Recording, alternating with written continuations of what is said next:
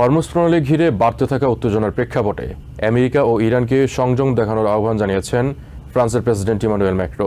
সোমবার পোল্যান্ডের প্রধানমন্ত্রী ডোনাল্ড টাস্কের সাথে যৌথ সংবাদ সম্মেলনে তিনি এই আহ্বান জানান। এক ভিডিও বার্তায় কানাডার প্রধানমন্ত্রী মার্ক কার্নি বলেছেন, আমেরিকার সাথে বন্ধুত্বপূর্ণ সম্পর্ক এখন তার দেশের জন্য দুর্বলতার কারণ হয়ে দাঁড়িয়েছে। এদিকে বার্লিনে জার্মান ব্যাংকারদের অনুষ্ঠানে চ্যান্সেলর ফ্রেডরিক ম্যার্জ বলেন, ট্রাম্পের সাথে কাজ করা বেশ জটিল হয়ে পড়েছে। কানাডা ও আমেরিকার মধ্যকার কয়েক দশকের দীর্ঘ বন্ধুত্বপূর্ণ সম্পর্কে ফাটল ধরার স্পষ্ট ইঙ্গিত পাওয়া যাচ্ছে।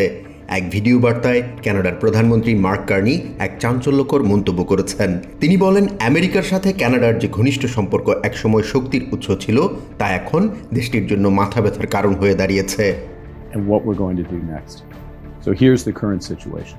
The world, as I said earlier, is more dangerous. Video বার্তায় কার্নি অত্যন্ত কৌশলে ইতিহাসের আশ্রয় নিয়েছেন।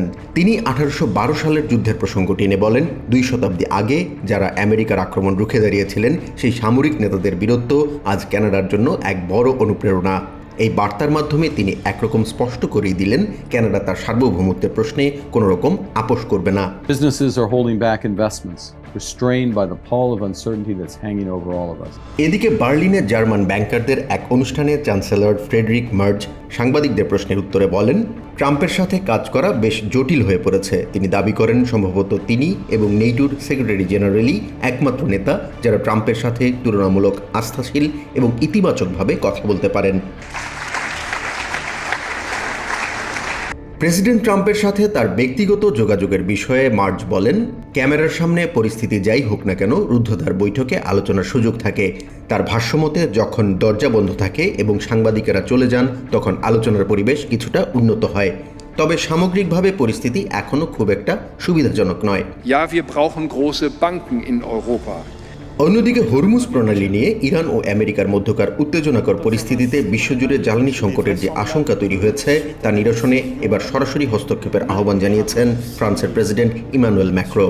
পোল্যান্ডের প্রধানমন্ত্রীর সাথে এক যৌথ সংবাদ সম্মেলনে ম্যাক্রো উভয় পক্ষকে শান্ত হওয়ার এবং কূটনীতির পথে ফেরার অনুরোধ জানান। সংবাদ সম্মেলনে পোলিশ প্রধানমন্ত্রী ডোনাল্ড টাস্ক এক ভিন্ন মাত্রার আশঙ্কার কথা জানান। তার মতে, ইরান, ইসরায়েল এবং আমেরিকার এই সংঘাতের সরাসরি সুবিধাভোগী হচ্ছে ক্রেমলিন। তার ভাষ্যমতে, পশ্চিমা বিশ্বের স্বার্থেই এই সংঘাতের দ্রুত অবসান হওয়া জরুরি। অন্যদিকে হরমুজ প্রণালীকে কেন্দ্র করে সৃষ্ট উত্তেজনাকর পরিস্থিতিকে অত্যন্ত উদ্বেগজনক বলে বর্ণনা করেছেন জাতিসংঘ মহাসচিব Antonio Guterres. Strait of Hormuz. What is clear for us is that the Secretary General continues to be concerned by the restrictions. তার মুখপাত্র স্টিফেন ডুজারিক বলেন, গুটেরেস হরমুজ প্রণালীর বর্তমান বিধিনিষেধ নিয়ে চিন্তিত। তিনি সব পক্ষকে আন্তর্জাতিক আইন মেনে জাহাজ চলাচলের স্বাধীনতা নিশ্চিত করার আহ্বান জানিয়েছেন। 10 to 12% of the world's fertilizer supplies are blocked. Right? We've seen a hike. Jahan Mithun, TVN 24 news desk. Hamza, if we ask you to come up.